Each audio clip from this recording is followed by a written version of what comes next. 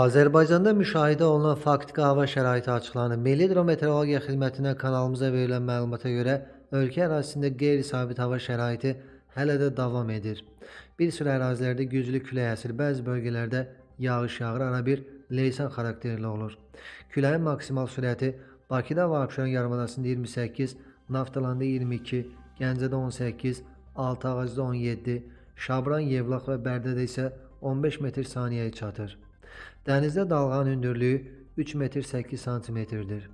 Düşən yağıntının miqdarı Daşkəsəndə 20, Gədəbəydə 9, Ağstafada 5, Şəmkirdə 4, Gəncədə 3, Naftalan, Zaqatala, Balakən, Göygöl və Tovuzda isə 1 mm-dir.